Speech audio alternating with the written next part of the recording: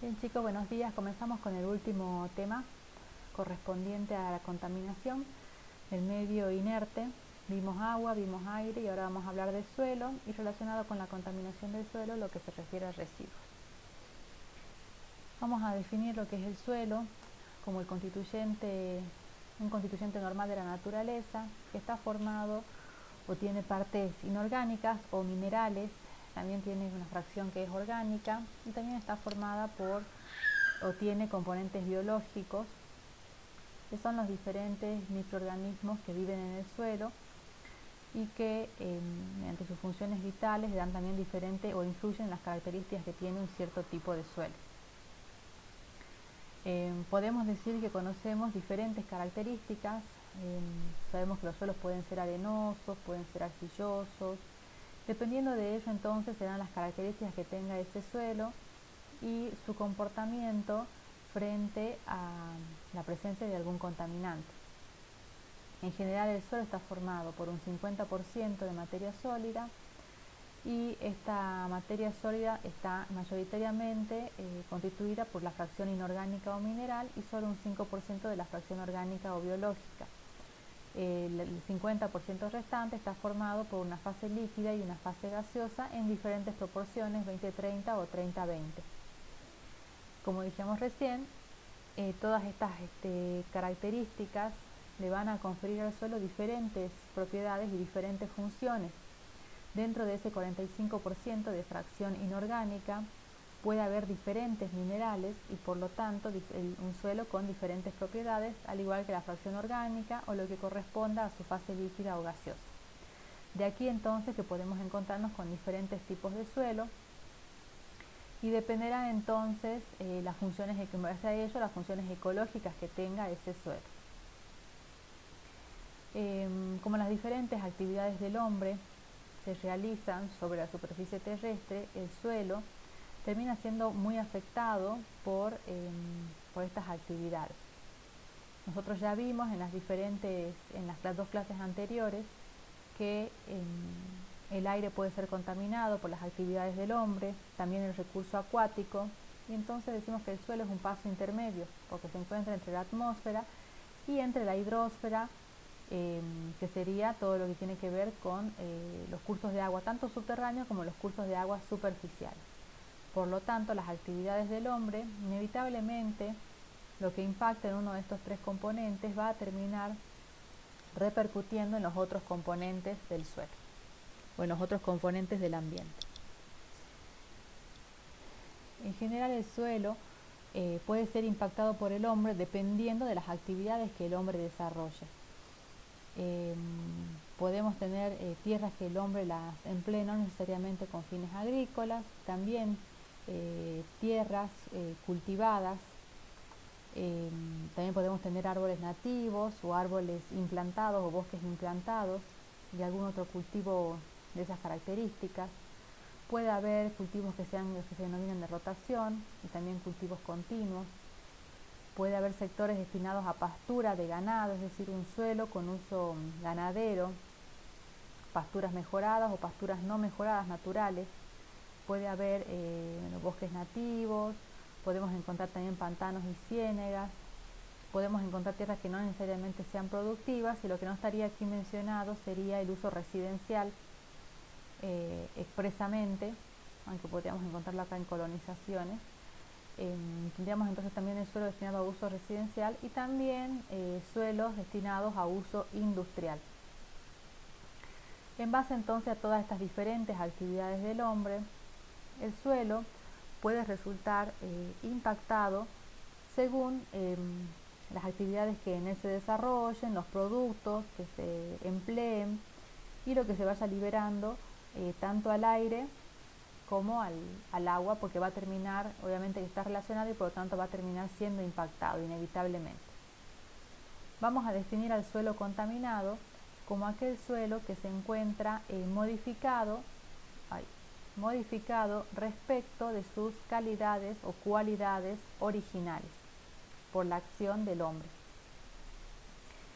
En nuestra normativa, en la normativa provincial, el decreto que ya venimos mencionando para agua y para aire, que es el decreto 5980 del año 2006, en el anexo 5 presenta los niveles guías o valores guías de calidad para el suelo, diferenciando el suelo para uso agrícola, para uso residencial o industrial. Es decir, que presenta diferentes valores para los diferentes contaminantes dependiendo cuál sea el uso de ese suelo. Y cuando decimos que el suelo va a estar contaminado cuando se encuentre modificado respecto de sus calidades o sus cualidades originales, nos estamos refiriendo, por ejemplo, a un suelo. Supongamos que nos encontramos en una zona cercana a una empresa minera, entonces es probable que el suelo en sus cualidades originales, en esas regiones donde hay yacimientos mineros, tenga elevados contenidos de los minerales, ¿sí? Entonces serían sus cualidades originales. Entonces respecto de eso debemos contrastar un suelo para poder inferir si ese suelo se encuentra o no se encuentra contaminado. Es decir, que siempre vamos a seguimos hablando de que es necesario hacer un análisis de suelo siempre para poder conocer sus características. O sea, no debemos perder de vista en agua, que detallamos un poco más el tipo de análisis que se puede hacer, en aire, que al final vimos las diferentes fotos de cómo se realiza un muestreo de aire, y al igual lo mismo en suelo, cómo se debe hacer para poder conocer el estado de un suelo. Siempre es bueno comparar con las cualidades originales de un sector que podamos decir que no esté impactado por el hombre respecto del sector que queremos analizar, y también en la normativa nos ofrece o presenta, mejor dicho, valores guías para poder determinar según el uso del suelo qué características o cuáles son sus componentes que pueden llegar con las concentraciones de esos componentes que puedan llegar a indicarme que el suelo se encuentre contaminado. ¿Qué sustancias pueden contaminar el suelo? Podemos, las mismas que en realidad vimos para el aire y para el agua, solo que en el suelo infieren o impactan de otra forma. Podemos clasificar los contaminantes del suelo como contaminantes físicos, químicos o biológicos. Dentro de los físicos sería la temperatura y las radiaciones. Los biológicos sería la presencia o la introducción de algunas cepas o especies que sean patógenas, ajenas a las que se encuentran normalmente en el suelo o naturalmente en el suelo. Y la contaminación más común, la contaminación química,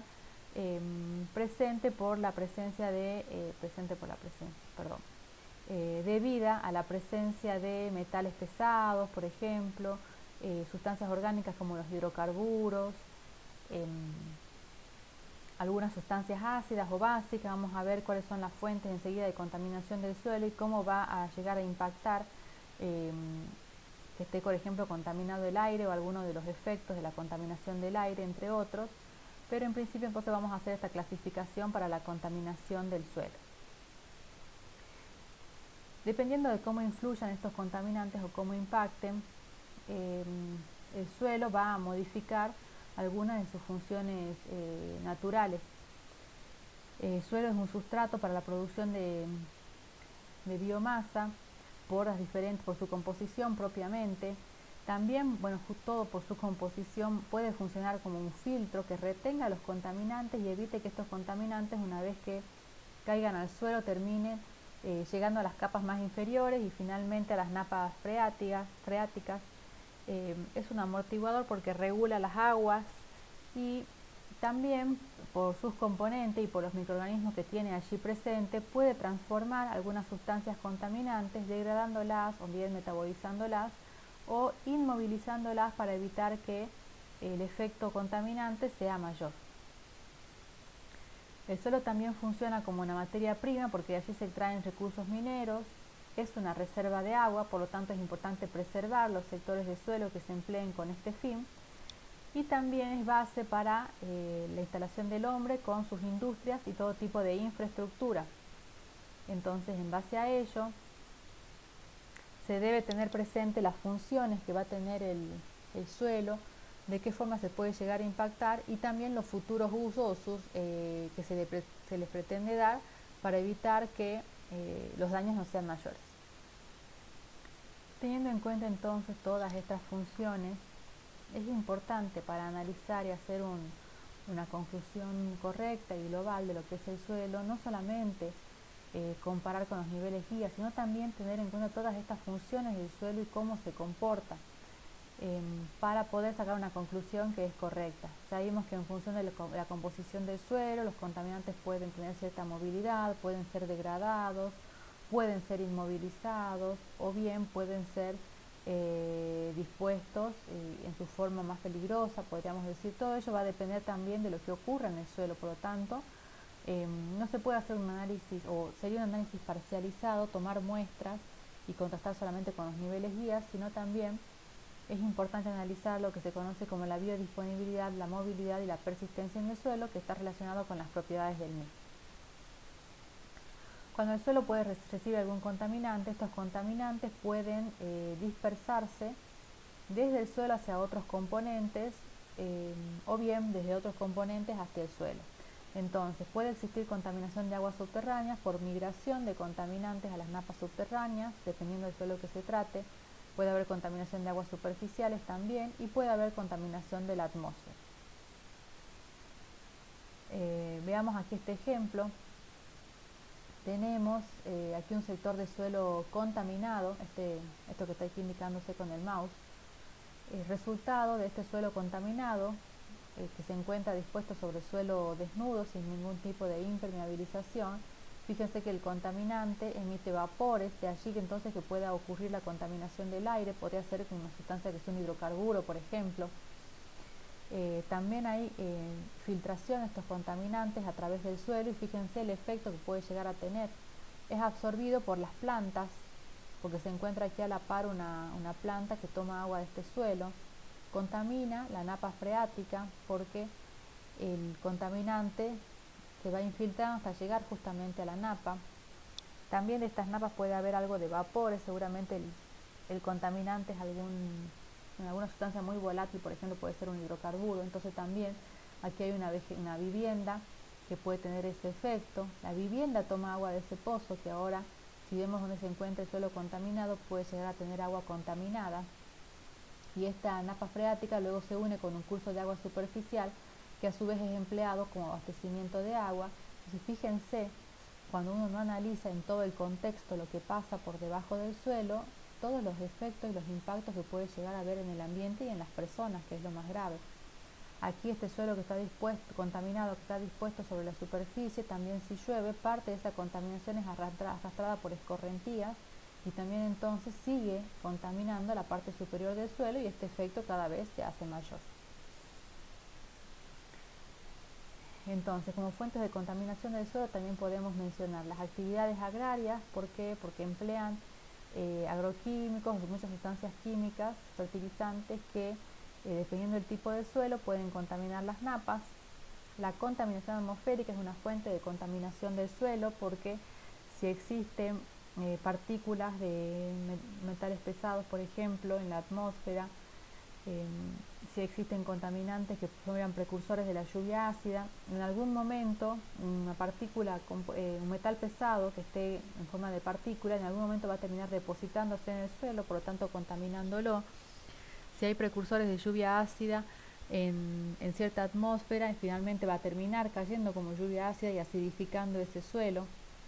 Así que la contaminación atmosférica es una fuente importante de contaminación para el suelo.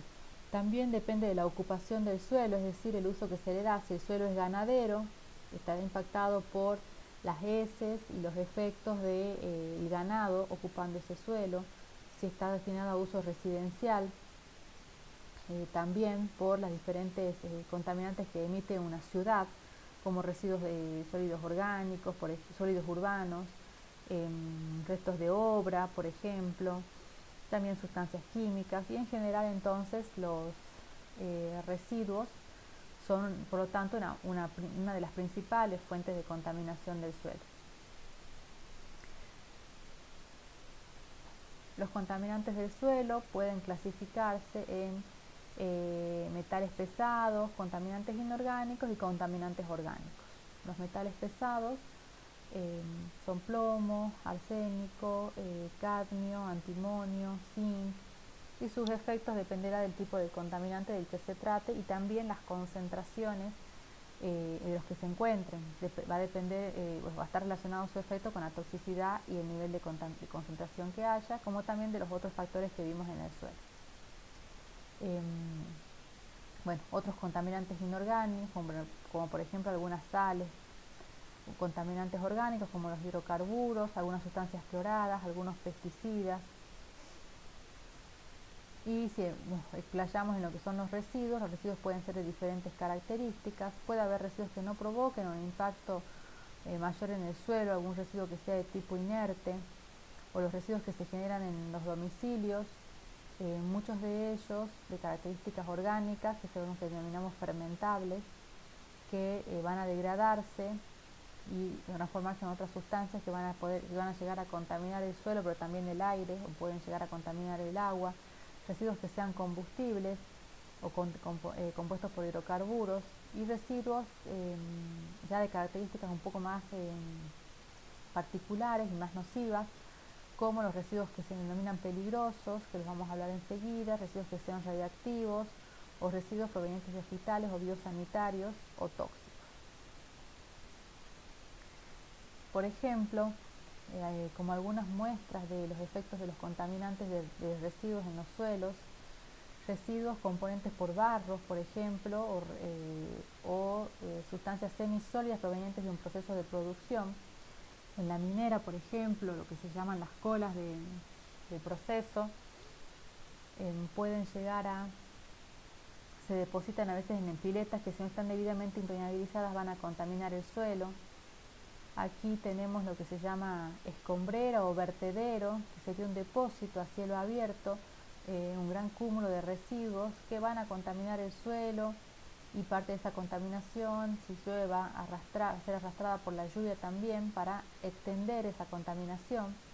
También puede haber residuos líquidos, aquí fíjense dispuestos con una especie de pileta que infiltra y por lo tanto contamina lo que se encuentra más abajo de esa superficie. Puede haber también un depósito acá menciona fertilizantes, pero también puede ser un depósito de hidrocarburos que tenga alguna fuga y también termine contaminando el suelo. Entonces todo este tipo de sustancias puede tener esos efectos. Un depósito de residuos, un relleno sanitario que no se encuentre trabajando en forma correcta también va a generar contaminación del suelo. Un depósito subterráneo de gasolina que tenga fugas obviamente también va a terminar contaminando el suelo. Entonces, para evaluar en forma completa lo que es el suelo, es siempre importante hacer un muestreo, y estos muestreos deben ser representativos. Es decir, que no basta con tomar un solo punto en un sector que se quiere analizar, sino que debe diseñarse ese muestreo para sacar una cantidad de muestras que sea lo suficientemente representativa de lo que se desea, para poder tener un buen parámetro de lo que se desea, para analizar sobre eso lo que se quiera verificar que esté en el suelo, ¿sí? Es importante entonces determinar los periodos de tiempo en los que se va a extraer las muestras. Puede ser que haya diferentes, con el transcurso del tiempo y por vertidos que se realicen sobre ese suelo, diferentes efectos contaminantes. La cantidad de muestras que se va a tomar debe ser representativa, el volumen de material que se va a recolectar, eso depende de lo que se quiera analizar, cuánto de muestra se necesita, bueno, cuánto va a durar ese muestreo y qué se va a analizar en cada caso dependiendo de qué contaminantes potencialmente pueda llegar a haber. Una toma de muestra de suelo básicamente consiste en extraer una porción de suelo con elementos que se denominan barrenos, que enseguida los vamos a ver, que son estas características. Pueden ser manuales los barrenos, puede haber también otras máquinas más ya mecanizadas como los taladros o perforadoras cuando ya los pozos son de mayor profundidad, o bien bueno, tomar con tubos de carbón activado. Lo más común es emplear esta toma de muestra con barrenos que se manejan de forma manual, o bien con una pala. El barreno tiene esta forma que ustedes ven en esta imagen y una punta que permite ir cada vez más en mayor profundidad en el suelo, y tiene una forma en particular es un cilindro que es hueco, y esa punta entonces permite cavar en el suelo, introducir el barreno a mayor profundidad y girándolo correctamente, como es hueco, se carga la muestra dentro del barreno y luego es recolectada en una bolsa, por ejemplo, ¿sí? Tranquilamente puede recolectarse en una bolsa, dependiendo de la cantidad que se necesite, o bien, dependiendo del equipo que se vaya a emplear para el muestreo y lo que se quiera analizar, también a veces basta con pequeñas cantidades, como unos 100 gramos de muestra nada más. También pueden tomarse muestras de suelo con pala, teniendo cuidado en particular de lo que se menciona de la contaminación cruzada. Por ejemplo, si yo deseo tomar una muestra a 40 centímetros o a 50 centímetros, es importante asegurarse que cuando se recolecte esa muestra no esté cayendo suelo de las capas superiores, para de esta forma hacer que la muestra sea correctamente tomada y representativa de lo que uno desea analizar. Aquí podemos ver un muestreo de suelos, justamente empleando lo que es un barreno, y después luego cómo se recolecta la muestra. En este caso la cantidad de muestra era pequeña, entonces queda aquí en esta parte del barreno y es recolectada la cantidad de muestra necesaria, y es recolectada para luego hacer el análisis que corresponda, ¿no? Eso sería, por ejemplo, un muestreo de suelo a bastante superficial, será hasta unos 20 centímetros aproximadamente en esta foto que estamos mostrando. Cuando se identifica entonces un suelo que se encuentre contaminado, se pueden realizar diferentes tipos de tratamiento, algunos en el mismo sector donde se encuentra el suelo, y otros requieren la remoción de la porción contaminada para ser tratada en otro sector. Como tratamiento en el sector se puede hablar de la biodegradación, que sería la degradación de los contaminantes mediante la presencia de microorganismos, la degradación química, que sería la transformación de ese contaminante en otra sustancia que sea menos tóxica mediante el agregado de algún químico, dependiendo del contaminante, la estabilización y solidificación del suelo, que va a permitir inmovilizar el contaminante y luego transformar ese suelo en una masa sólida, como su nombre lo indica, para evitar que siga impactando. Se puede aplicar en algunos casos en particular la aireación del suelo, también dependiendo del contaminante que se trate. La aireación podría ser una solución para ciertos contaminantes. Y como tratamientos ex situ, es decir, los que van a requerir la remoción del suelo, podemos hablar del land farming o compostaje. En land farming no son sinónimos, pero son parecidos. El land farming también consiste en remover el suelo y dependiendo del trasladar a otro sector, y dependiendo del contaminante hacer una serie de tratamientos o de movimientos de ese suelo para eliminar el contaminante. El compostaje puntualmente consiste en la degradación de materia orgánica que se encuentra en el suelo, y se debe brindarle a esa materia orgánica ciertas condiciones, y ese suelo debe tener ciertas características, y el tratamiento se hace durante un tiempo determinado para lograr lo que se conoce como compost. El tratamiento en vertedero vendría a ser en realidad la recolección de ese suelo contaminado para ser depositado en un sitio apto, que sería el vertedero.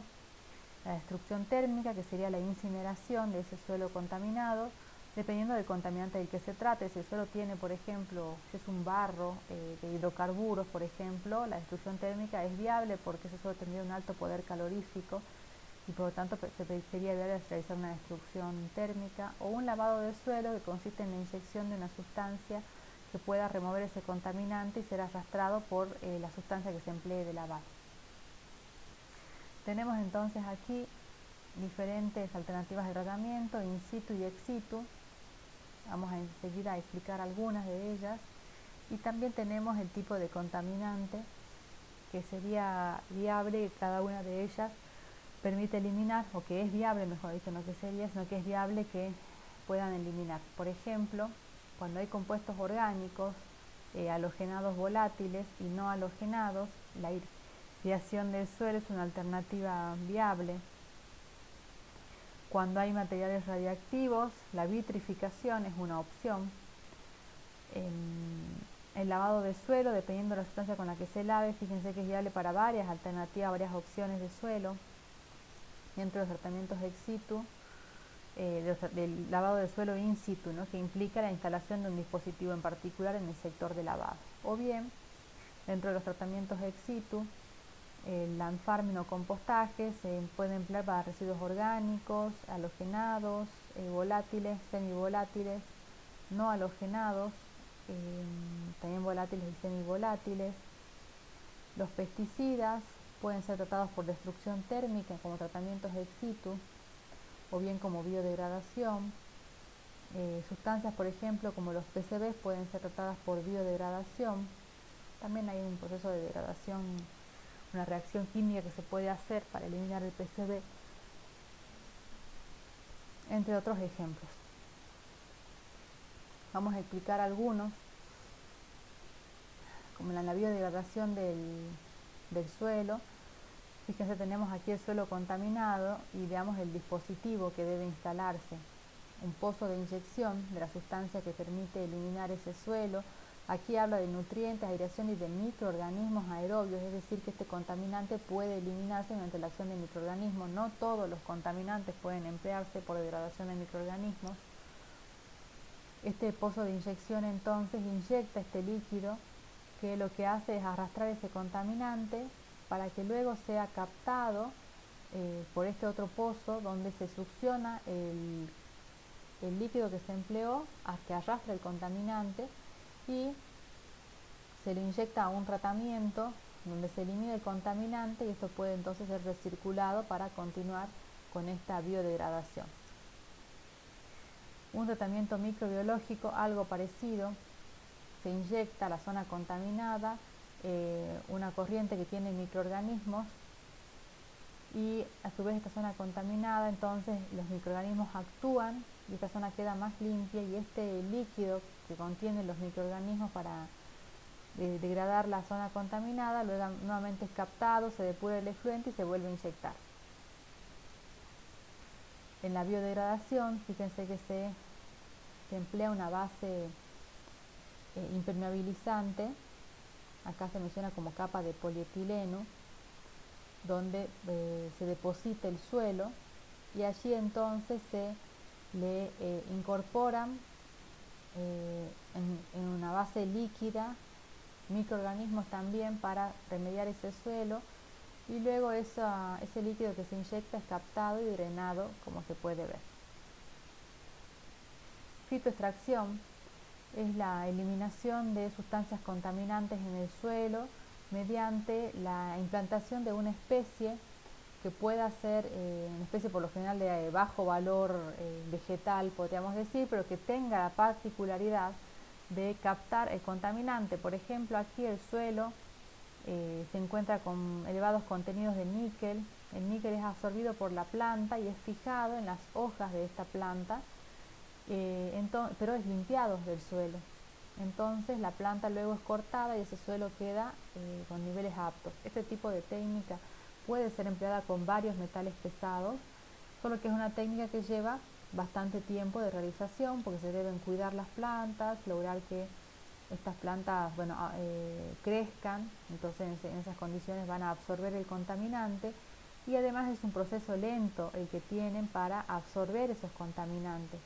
Por lo tanto, a veces puede aplicarse en sectores con niveles de contaminación no tan altos, ¿sí? O bien un sector que se desee recuperar a largo plazo, donde entonces durante el transcurso de bastantes meses, podríamos decirse, si no llegaríamos hasta un año, se va realizando este proceso para llegar a niveles de suelo dentro de los valores que se desean.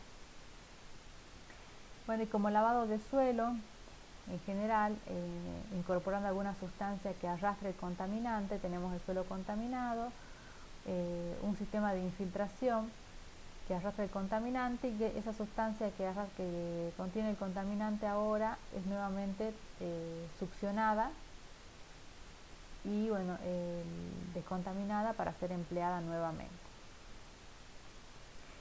De lo que contamina el suelo, entonces, nosotros ya hemos hablado de la contaminación del agua, hemos hablado de la contaminación del aire y lo que nos queda por mencionar es los residuos, que son una de las principales fuentes de contaminación del suelo. Los residuos, entonces, vamos a definirlos, como aquellas sustancias que provienen de las actividades del hombre y de las actividades de animales que se los desecha porque ya resultan inútiles y no resultan inútiles para los fines para los cuales fueron creados, ¿sí? Eso es lo que vamos a llamar residuos. En general vamos a clasificar los residuos en residuos domiciliarios y en residuos industriales. Los residuos domiciliarios podemos subclasificarlos en residuos no peligrosos y residuos peligrosos. Los residuos no peligrosos son los que eliminamos comúnmente en nuestras casas, la fracción orgánica que sale siempre de la cocina de las casas, algunos restos de papeles, metales como latas, por ejemplo, pañales descartables, pero principalmente plásticos, ¿sí? Son los residuos más cotidianos, podríamos decir. Y algunos residuos que eliminamos, que denominamos peligrosos, que los eliminamos también de las casas, pero no tan cotidianamente porque el uso no es tan común, pero se los emplea en las casas, como por ejemplo un envase de pintura, que uno no pinta todos los días la casa, pero en algún momento en la vida útil de una casa seguramente se compra algún tacho de pintura y se genera esto como residuo. Son residuos menos comunes en cantidad y en frecuencia de generación, pero por sus características se denominan residuos peligrosos de origen doméstico.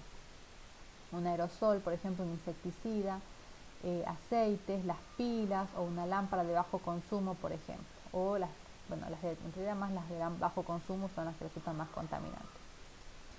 Por otro lado, los residuos industriales también los vamos a clasificar como no peligrosos y peligrosos. Los no peligrosos son los que inertes o que se parecen a los residuos que generamos en las casas, asimilables a domiciliarios, como por ejemplo los residuos de la cocina de una fábrica o los residuos del sector administrativo de una fábrica.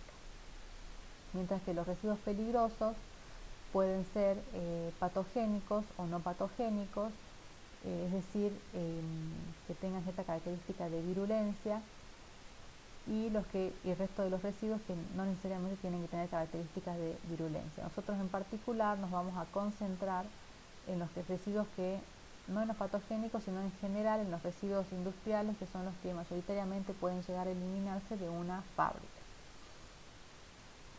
Los residuos resultan una cuestión que debe ser atendida tanto a nivel industrial como a nivel domiciliario.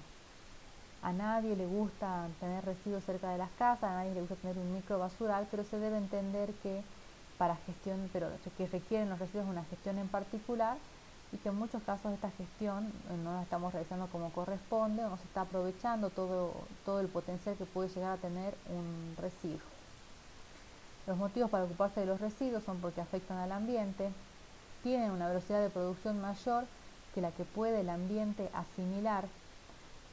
Sabemos, por ejemplo, ya por cultura general, lo que demora un plástico en degradarse, a diferencia de lo que puede llegar a demorar un trozo de papel o lo que demora un metal en degradarse, y por tal motivo los residuos que más generamos, que son los residuos sólidos urbanos, comenzamos a ver que existen mayor concientización para estos residuos, para darles un segundo uso o una alternativa de gestión. Afectan la calidad de vida de las personas, por supuesto, porque nadie desea estar rodeado de residuos. Afecta el desarrollo de las comunidades, porque requiere una atención en particular, y significan un fracaso entre la eficiencia de la producción y el consumo, en realidad, porque está todo tan globalizado que a veces consumimos innecesariamente cosas que no necesitamos consumir. Por ejemplo, o tenemos hábitos de consumo que podrían ser modificados para poder generar menos residuos, como por ejemplo comprar una botella reutilizable, no botellas descartables específicamente, o rellenar una botella con agua en lugar de estar comprando siempre una botellita de agua, por ejemplo. Bien, en general, respecto de la gestión de residuos, tanto los residuos sólidos urbanos o domiciliarios como los residuos industriales, vamos a identificar tres etapas principales: la generación, el transporte y el tratamiento. Cuando hablamos de residuos domiciliarios, la generación ocurre en las casas tenemos el transporte o la recolección, que estamos acostumbrados a ver nosotros el camión compactador que pasa por los diferentes domicilios, ya sea del municipio o del INSA, y finalmente el tratamiento o disposición, del cual vamos a hablar en general, de lo que se puede llegar a considerar como tratamiento de residuos sólidos urbanos. Si hablamos de los residuos industriales, la generación entonces en todo establecimiento industrial o establecimiento de servicio también debe tener un transporte cuando se lo quiere gestionar. Ese transporte no puede ser el mismo que los residuos que que nos recolectan a nosotros en las casas, sino que debe ser un transporte especial, y también tiene una alternativa de tratamiento de la cual vamos a hablar más adelante en esta clase. En particular, los residuos domiciliarios o residuos sólidos urbanos se encuentran encuadrados dentro de las normas que vimos al inicio de esta segunda mitad de la materia en la Ley 25.916, que es la Ley de Presupuestos Mínimos para la Gestión de los Residuos Domiciliarios o Residuos Sólidos Urbanos. Los define como los elementos, objetos o sustancias que como consecuencia de los procesos de consumo y de desarrollo de actividades humanas son desechados y o abandonados. La gestión correspondiente a los residuos le corresponde, según nuestra Constitución provincial, a cada municipio. El municipio es el responsable entonces de recolectar el residuo y tratarlo para evitar que provoque daños al ambiente. Dentro de esta gestión, el municipio de San Salvador de Jujuy, parte de esta gestión la encuentra concesionada a la empresa LINSA, y por tal motivo es que nosotros en algunos sectores de la ciudad vemos el camión del INSA que realiza ese trabajo, y en otros sectores lo realiza el municipio. En general, ¿en qué puede consistir la gestión de los residuos? Y hay diferentes alternativas. Lo que yo les voy a indicar en este esquema es una alternativa que sería aplicable a una recolección sin diferenciar de la bolsa de residuos, es decir, en realidad lo que ocurre en la mayoría de los sectores de nuestra ciudad o de la provincia, la mayoría, no todos, donde en realidad eliminamos en la bolsa de los residuos de la casa una mezcla de residuos, residuos orgánicos, residuos sólidos, de diferentes características. De estos residuos, una planta de tratamiento bien gestionada tendría entonces, en el caso de que se recolecte sin diferenciar, como ocurre, decimos, en la mayoría de los sectores de nuestra provincia, el camión ingresará a la planta. Una vez que es pesado, va a un sector de almacenamiento, y en este sector de almacenamiento luego pasa a un sector de clasificación. En este sector de clasificación lo que se hace es rasgar esa bolsa de residuos que nosotros recolectamos en la casa y rescatar de esta bolsa las fracciones que sean viables de rescatar. Los plásticos pueden rescatarse, aunque sean sucios, pero pueden rescatarse, también los metales, también los vidrios y algún otro tipo de sustancia. Con las sustancias que puedan llegar a rescatarse se puede hacer un almacenamiento transitorio, luego se prensa, se enfarda y puede disponerse para la venta. Entonces estos residuos son reutilizados o reciclados. Una vez que se clasifica, también va a salir una fracción que es orgánica, conformada por ejemplo por los restos de cocina, papeles, ¿sí? Esto puede ir a un proceso de compostaje y como resultado del compostaje producir un humus que puede ser envasado y despachado y puesto a la venta. También puede haber un descarte de este compostaje y un descarte del sector de clasificación que va a ser enviado a lo que se conoce como relleno sanitario, que vamos a ver enseguida imágenes, pero que básicamente es una excavación en el suelo debidamente acondicionada para poder contener allí y confinar un conjunto de residuos por el resto que queda por un periodo de muchos años, un periodo prolongado, y por tal motivo debe estar acondicionado teniendo en cuenta todos los procesos que van a transformar o que van a sufrir esos residuos durante ese periodo. Esto sería entonces si en el caso de que no se clasifiquen los residuos. La no clasificación del residuo en realidad lo que implica es menor aprovechamiento de las fracciones que pueden ser aprovechables, como los plásticos, por ejemplo, o los cartones. Los cartones, cuando los residuos no se clasifican en origen, que sería una clasificación que nosotros hagamos en nuestras casas, prácticamente no pueden ser aprovechados porque ya se humedecen, sobre todo por los residuos orgánicos que se pueden llegar a encontrar en una bolsa. De aquí entonces que seguramente varios de ustedes en algunos de sus barrios donde viven han visto que comenzó en la provincia de Jujuy a clasificarse los residuos y por lo menos a separarse las fracciones que son más fácilmente recuperables, como los plásticos, como los metales, los vidrios, los cartones y el papel. De esta forma se evita que esa fracción de residuos entre en contacto con los residuos inorgánicos y que se mantenga secos.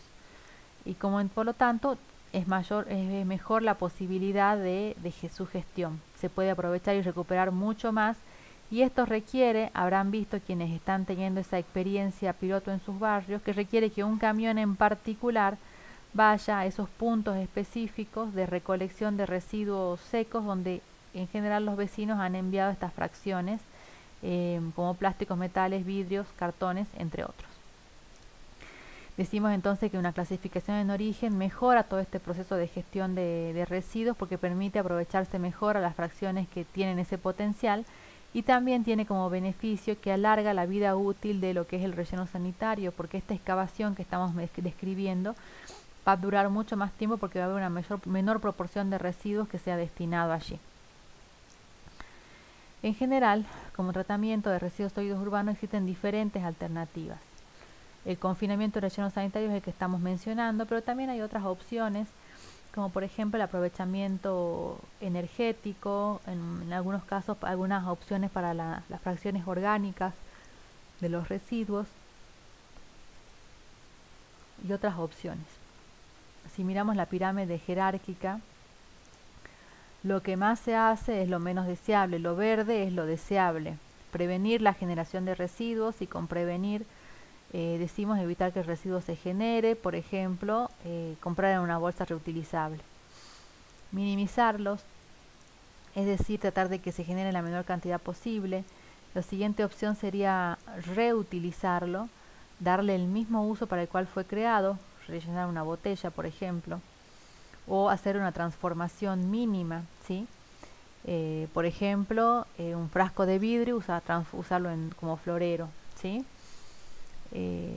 Reciclaje ya sería transformar ese residuo con otros fines y esto ya se requiere un proceso, hasta podríamos decir industrializado, un proceso adicional y extra para procesar ese residuo y darle otro fin. Por ejemplo, que se recolecten botellas de plástico, se refunde ese plástico y se hagan postes. Valoración energética consiste en aprovechar aquellos residuos que tengan un potencial energético, es decir, un poder calorífico con ciertos valores, elevado podríamos decir, para la producción de energía. Eso sería un proceso de valoración energética. Y por último, el vertedero, que es lo que decimos que más comúnmente se utiliza y el que menos aprovecha el potencial de los residuos, es el confinamiento que veníamos mencionando en el relleno sanitario, en un sector entonces o en condiciones en condiciones aptas para que este residuo no termine provocando mayores daños al ambiente. Bien, del reciclaje decimos que la mayoría de los residuos son reciclables y de lo que más vemos en realidad son campañas para reciclar residuos y estas campañas, por ejemplo, implican recolectar botellas plásticas o recolectar cartones y para incentivar a la población ser canjeados por otras fracciones que sean aprovechables. Por lo general son esfuerzos locales de reciclaje, pero con esto se comienza con concientizar, con informar a la población. Ustedes seguramente están bastante informados de qué alternativas tienen los residuos o bien en algún momento han podido participar o visualizar alguna campaña de estas características, que lo que apunta es entonces a reciclar los residuos. A veces por las redes sociales sobre todo nos podemos llegar a enterar de una campaña donde se recolecten plástico, donde se recolecten cubiertas, por ejemplo, o diferentes fracciones con el fin del reciclado. A veces hay algunos mitos respecto del reciclaje. ¿Mitos en qué sentido? Que a veces, por ejemplo, se considera como fracción al recuperar los cartones y se habla de que quizás que un sector de recursos o de acceso más bajo de la población se dedique a esa actividad. Sin embargo, eso en realidad es un mito, no es tan así. Existen un negocio hoy por hoy cada vez, negocio entre comillas, pero cada vez existe una mayor actividad proveniente de la recuperación de materiales y por lo tanto es una beta, podríamos decir, interesante en lo que son los residuos cuando se realiza correctamente. Por eso se considera a veces que el impacto económico es mínimo y eso no es una actividad desorganizada. No es un problema a erradicar, sino en realidad algo a potenciar la recuperación de estas fracciones. Es un trabajo que sí, por lo general, se realiza en forma informal, o mejor dicho, el último eslabón, que es quien sufre las consecuencias de la informalidad, cuando en realidad atrás hay una industria o algo más organizado que lo que hace es recolectar de diferentes recuperadores informales gran cantidad de los residuos y eso le genera ciertos réditos económicos. Entonces el reciclaje es una actividad a potenciar en realidad de las diferentes fracciones de residuos. Y cuando hablamos de reciclaje puede ser el compostaje, también puede ser otras fracciones para transformar algunas otras de las fracciones de residuos. En particular, respecto del compostaje, es la descomposición biológica y la estabilización de un sustrato que se considera un sustrato orgánico mediante la acción de microorganismos que trabajan a temperaturas más bien elevadas, en presencia de aire, liberando calor y para obtener lo que se conoce como compost. ¿Qué residuos de los que generamos pueden ir al compost? Pueden ir los residuos orgánicos de la cocina, los residuos del jardín. Si tenemos planta de tratamiento de líquidos cloacales en una localidad, los barros que se generen en esas plantas, que son los barros resultantes, por ejemplo, de una laguna de estabilización que ustedes estudiaron en tratamientos de agua, podrían ir a una planta de compostaje, o residuos orgánicos agroindustriales también podrían ir a una planta de compostaje. El proceso entonces de la formación del compost es que la materia orgánica biodegradable, húmeda, como se encuentra en los residuos y en presencia de oxígeno, se transforma en materia orgánica estable, que es el compost, también con ciertos contenidos de agua, y se libera algo de vapor de agua y algo de dióxido de carbono como resultado de este proceso. El compost como tal requiere un cierto proceso, una maduración, requiere que los residuos se encuentren triturados en un rango de tamaños en particular. No es en sí realizar compost, enterrar los residuos en una porción de tierra, sino que requiere una serie de acciones. El compost bien realizado. Y tiene técnicas, por lo tanto. En estas imágenes que vemos acá, fíjense, hay pilas de residuos que se encuentran procesándose para realizar compost, ya bastante más avanzado este compost.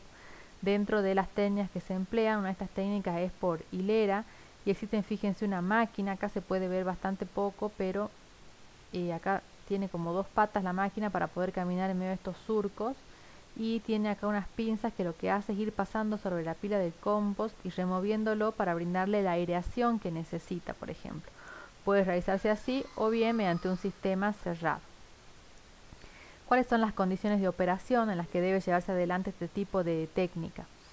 Se debe controlar la relación carbono-nitrógeno, se debe controlar los contenidos de humedad, los rangos de temperatura, el pH. Todo esto puede llegar a sufrir transformaciones a lo largo de ese proceso de degradación de la materia orgánica y por lo tanto debe ser controlado. Por eso digo, no es enterrar residuos orgánicos y dejarlos allí. En realidad un compost bien hecho tiene que requerir este tipo de controles. El contenido de sustancias orgánicas y el tamaño de las partículas debe permanecer en cierto rango. Bueno, acá en realidad de los parámetros que acabamos de mencionar se explica un poco a qué nos estamos refiriendo, y aquí podemos ver el proceso en realidad de producción del compost, que requiere cierto tiempo, y lo que va pasando fíjense acá, la descomposición acá con el rango de temperatura en realidad que sufre el proceso de transformación del compost, y fíjense las variaciones de pH hasta llegar a un pH más o menos estable. De un pH más bien ácido pasa a un pH más o menos estable. cómo varían las temperaturas hasta estabilizarse y llegar al compost, y a lo largo de todas estas variaciones de temperatura lo que va pasando con los diferentes microorganismos hasta que finalmente eso se estabiliza. Por lo general un compost la realización de un compost bien hecho demora más o menos un periodo de 3 meses. Finalmente, para tener como resultado, dijimos, una materia orgánica estabilizada con contenidos específicos de humedad, de pH, de nitrógeno, ¿sí? Reacciones carbono-nitrógeno, entre otros parámetros. Una vez que se obtiene ese compost, resultado del reciclado de materiales orgánicos, por eso decimos que el proceso de reciclado en sí implica una transformación de esa materia o de ese residuo mediante la aplicación de diferentes técnicas, ¿sí? Eso es reciclar. Tenemos entonces el compost estabilizado y que ese compost estabilizado puede tener diferentes usos: emplearlo dentro del relleno sanitario para cubrir residuos, emplearlos en agricultura, para paisajismo, para la restauración de espacios que sean degradados. También para ser aplicado a la materia orgánica, pero esta vez en ausencia de oxígeno, sería la digestión anaeróbica, es decir, en ausencia de oxígeno, y como resultado de ello es la producción de lo que se conoce como biogás. Recién veíamos que de la degradación de la materia orgánica en presencia de oxígeno se producía dióxido de carbono, y en ausencia los gases resultantes, uno de esos gases es metano, que tiene un elevado poder calorífico y por lo tanto puede ser empleado con fines energéticos o para hacer aprovechamiento energético. El resultado entonces puede realizarse este proceso en lo que se conocen digestores o plantas de biogás o reactores anaeróbicos, donde se ingresa la materia orgánica con microorganismos anaeróbicos, es decir, adaptados a vivir en ausencia de oxígeno, que degradan esa materia orgánica para transformarla mayoritariamente en metano y en menor proporción en algo de barros y en algunos otros gases, pero todo esto en menor proporción. También para recibir este tipo de tratamientos son los residuos similares a los que pueden ingresar al compost, ¿sí? Residuos orgánicos, residuos agrícolas, barros de plantas de tratamiento y la fracción orgánica de los residuos sólidos urbanos. Y el proceso en líneas generales es la materia orgánica que entra este proceso de degradación y fermentación, pasa a ácidos grasos volátiles y luego se forma el metano, que es el biogás. Se controla en este proceso temperatura, los contenidos de carga orgánica, el rendimiento del proceso, y como por lo general ocurre en reactores cerrados, la cinética, es decir, la velocidad de la reacción química de degradación es importante para hacer que esta producción de biogás sea rentable.